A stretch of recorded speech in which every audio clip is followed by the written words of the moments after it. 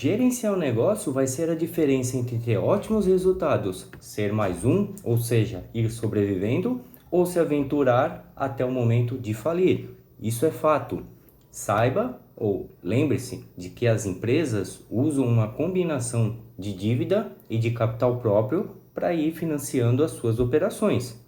Algumas até conseguem por um bom tempo se financiar somente com capital próprio. Porém, sempre existe a situação de se financiar com o uso do capital de terceiros também. Ela está sempre por ali rondando um negócio. E como este é um fator bem comum nas empresas, vale a pena aí eu dar comentar um pouquinho, falar um pouquinho sobre esse tema. Quando a empresa decide usar dívida para financiar suas operações, ela assume que vai investir esses recursos em atividades que são mais rentáveis que o custo dessa dívida, tá? A ideia tem que ser essa. Porém, ao usar a dívida, as empresas se comprometem a pagar o principal da dívida e mais um percentual desse financiamento em forma de juros e alguns com taxas também, né? Com isso, a empresa se torna mais arriscada, já que ela só vai gerar lucro para pagar a dívida se conseguir de fato investir em operações rentáveis. E aqui nesse vídeo eu vou falar sobre os indicadores financeiros que mensuram a capacidade de pagar dívidas da empresa e o seu nível de endividamento. Esses indicadores, eles estão divididos, nós podemos dividir eles, né, em indicadores de solvência e liquidez, e os indicadores de endividamento. Os indicadores de endividamento indicam o grau de alavancagem de uma empresa.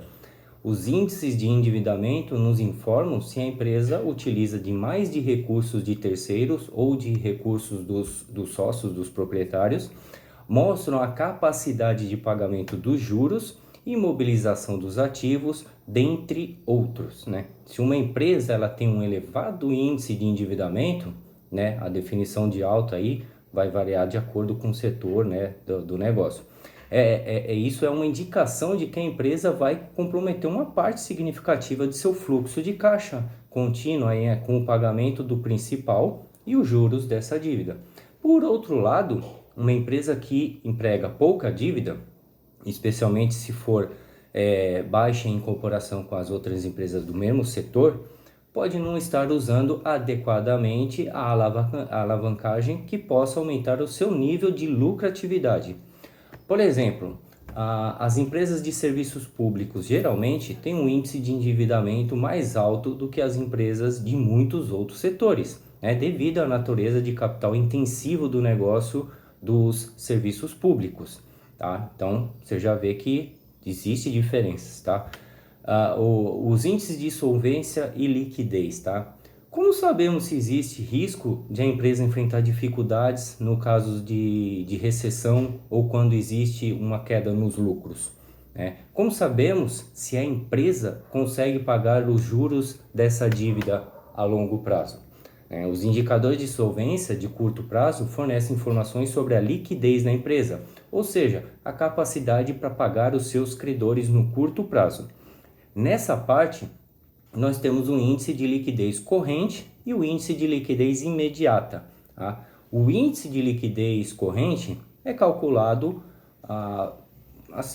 falando assim por cima, assim, né, do ativo circulante pelo passivo circulante, tá? No geral, como o ativo e o passivo circulante são convertidos em caixa ao longo aí dos próximos 12 meses, né, por isso que é curto prazo, o índice de liquidez corrente é uma medida da liquidez de curto prazo, né? Os índices de liquidez corrente, né, ou índice, né, é afetado por várias transações. Se a empresa fizer um empréstimo de longo prazo, no curto prazo iria ocorrer um aumento do caixa, com os resultados da captação, né, do empréstimo, e um aumento da dívida a longo prazo.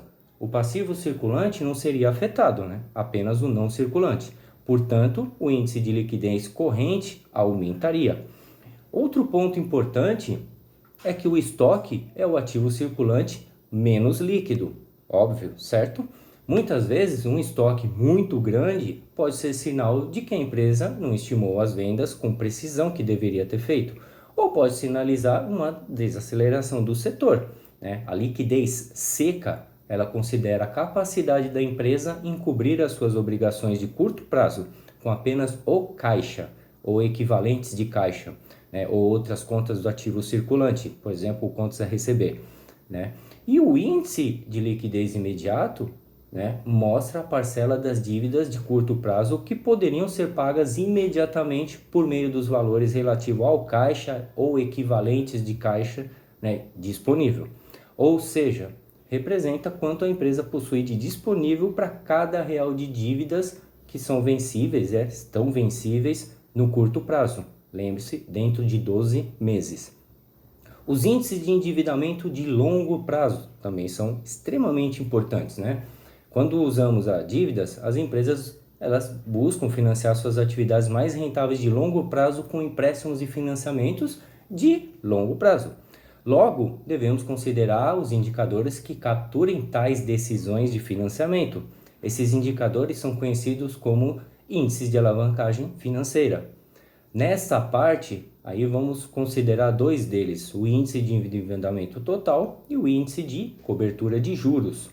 Mas sobre esse vídeo aí eu falo, sobre esse assunto, né? Eu falo no próximo vídeo, tá? Nos vemos aí no próximo vídeo que eu falo desses dois índices. Obrigadão, um abraço.